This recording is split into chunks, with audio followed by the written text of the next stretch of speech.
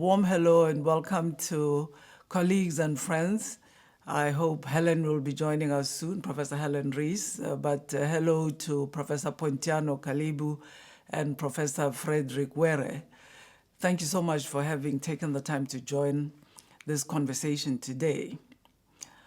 With three COVID-19 vaccine candidates demonstrating high levels of efficacy, many countries are keen and determined to get the vaccine on time.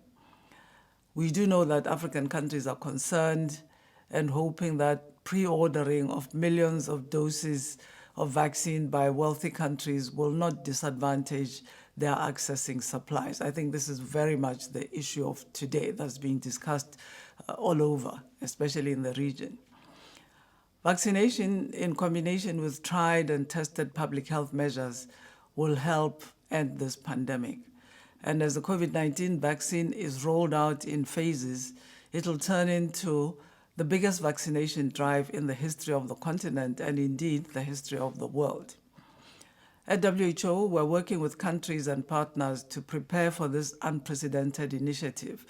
And 40 African countries, we have 47 countries in our region, have shared data with us assessing their readiness. So we sent them a readiness assessment tool, and I'm really glad that most countries have relatively quickly started to use it and provide us with the data. And what we see is that so far, the average readiness score is 33%, which is well below the desired benchmark of 80%. So we are doubling down on planning and preparation because this will make or break this unprecedented endeavor.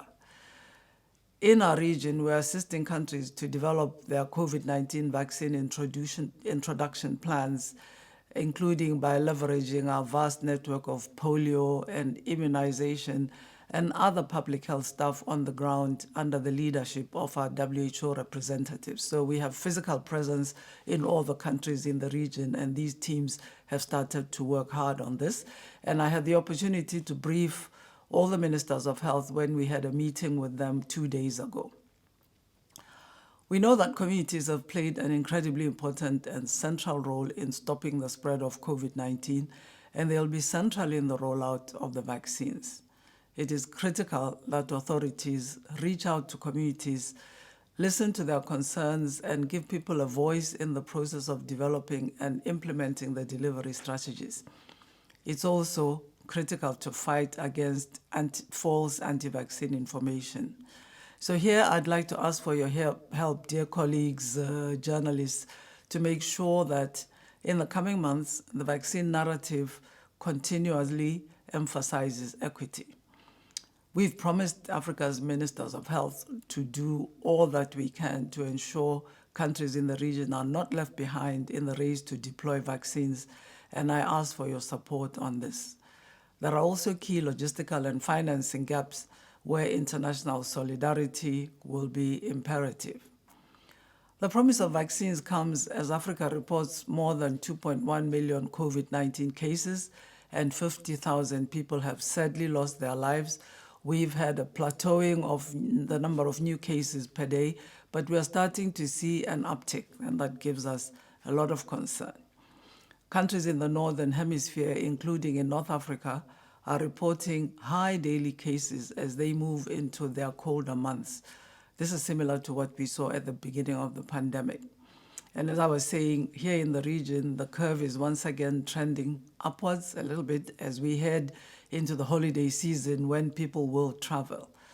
It's vital, therefore, that we continue practicing the preventive measures and that scaled up proactive public health capacities are in place to flatten the rise in cases.